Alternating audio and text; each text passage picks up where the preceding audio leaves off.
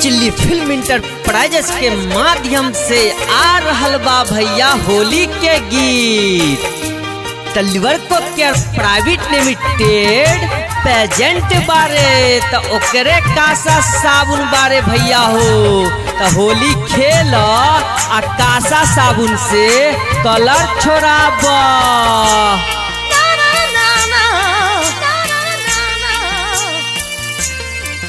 सुना सुना हो कोरे रंग वाली रंगदार चुनरिया काली। सुना सुना हो कोरे रंग वाली रंगदार चुनरिया काली। फागुन के रंग तो लगा लिया हो मोही होली संग में खिला लिया हो।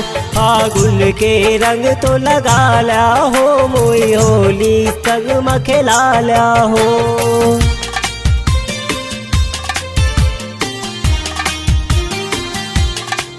होली खेल आ भैया हो कासा साबुन से ही रंगवा छोड़ाबा।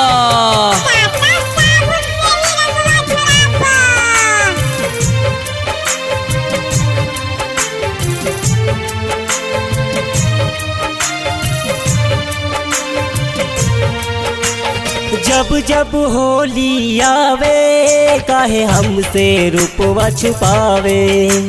सबके रंग हो लगावे काहे हमसे नैन लड़ावे। काहे हमसे नैन लड़ावे।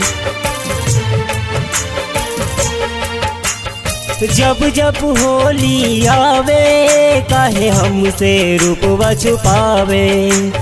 सबके रंग हो लगावे काहे हमसे नैन लड़ावे।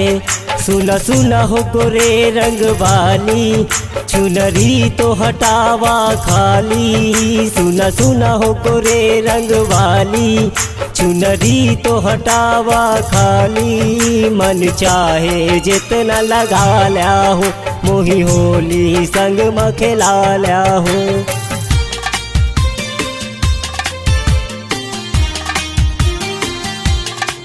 होली खेल आ भैया हो कासा साबुन से ही रंगवा छोड़ाबा।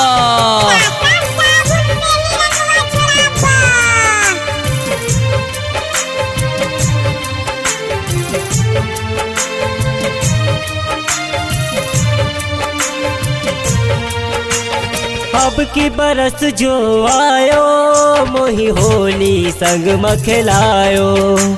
चुनरी रंगी जो तो हर गोरी हो कमरिया रंगायो। गोरी हो कमरिया रंगायो।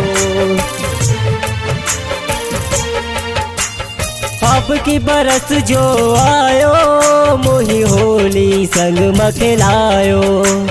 चुनरी रंगी जो तो हर गोरी हो कमरिया रंगायो।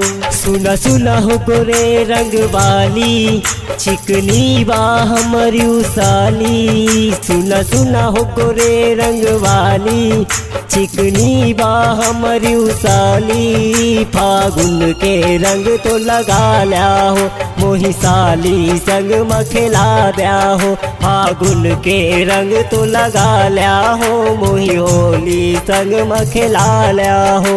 सुना सुना हो गोरे रंग वाली रंगदार चुनरिया काली। सुना सुना हो गोरे रंग वाली रंगदार चुनरिया काली। फागुन के रंग तो लगा लिया हो मोही होली संग में खिला लिया हो।